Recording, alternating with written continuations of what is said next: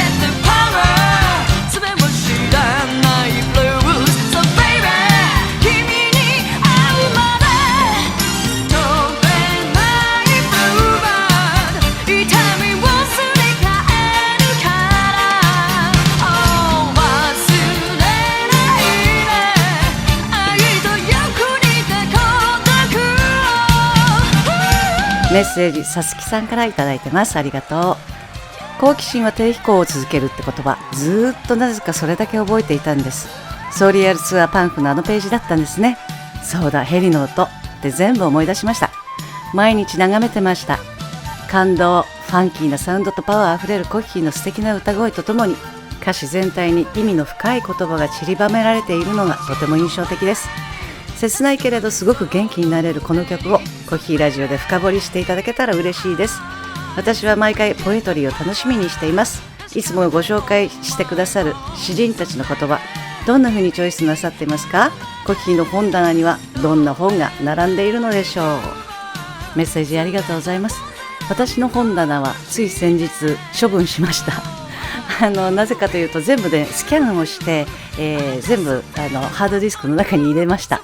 特にこの飛べないブルーバードはフランソワーズ・サガン、愛と同じくらい孤独、その本にインスパイアされて詩を書いたのをよく覚えております。メッセージたえこさんからもいただいてます。ポエトリー素敵な詩ですね。これまでにコッヒーはたくさんの書籍を読んでこられたと思いますが、どういう状況の時にどんな書籍を選ばれるのでしょうか？出会いは書店なのかオンラインなのか、そして読書は紙の書籍派ですか、それとも電子書籍派ですか？教えていただけると嬉しいです。ありがとうございます。私はですね、小さい頃に集めた詩集っていうのを大事にしておりました。つい先日にスキャンして処分をしてしまったのですけれども、その紙を拡大して見る派です。わかります？もうね、字が小さくて見えないんですなので一生懸命拡大してます。大きいモニターでね。はい。皆さんもそういう経験ございませんか？本について、私は書店派ですね。10代の頃よく買い漁っていた専門書とか詩集とか画集とか、そういうものをですね、大事に現在まで持っておりました。その本の中から皆さんにお届けしたいと思った詩人のポエトリーをピックアップしていつもチョイスしてます。中でもやはりその影響を受けた、そして出来上がった曲たち、そんな意味合いを込めて皆さんにお届けしております。来週もですね、その本屋について話せたらいいなーなんて思っておりますのでね、どしどしリクエストください。メッセージもお待ちしております。さあ、最後にポエトリーの時間。皆さんに届けたいなと感じた詩人たちの言葉をご紹介いたします。物憂と甘さが胸から離れない、この見知らぬ感情に悲しみという重々しくも美しい名前をつけるのを私はためらう。その感情はあまりに完全、あまりにエゴイスティックで恥じたくなるほどだが、悲しみというのは私には敬うべきものに思われるからだ。悲しみ、それを私は身に染みて感じたことがなかった。物憂、後悔、ごくたまに良心の呵責、感じていたのはそんなものだけ。でも今は何かがシルクのように滑らかにまとわりつくように私を覆う。そうして私を人々から引き離す。悲しみよこんにちは。フランソワーズ・サガン。いかがでしたか？小比類巻かほるのラジオ、 YouTube ミュージックのポッドキャストでアップいたしますので、皆さんからのリクエスト、コメントお待ちしております。チャンネル登録、プレミア公開の新着通知オンもお忘れなく。次回は街をテーマに六本木のお話をさせていただく予定です。それではまた、コッヒーでした。See ya!